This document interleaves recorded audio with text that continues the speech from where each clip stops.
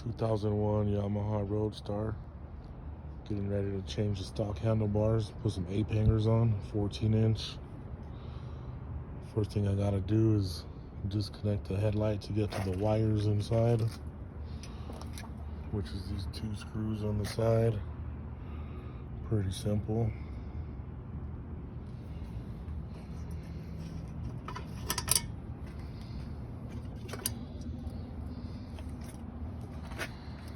Once you get them screws out, you just pull this off.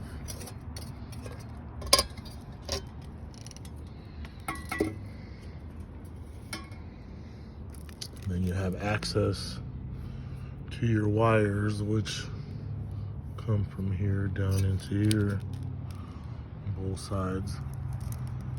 Then you disconnect them.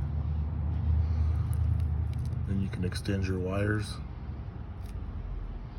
Always take pictures so you know what you're doing when you put it back together.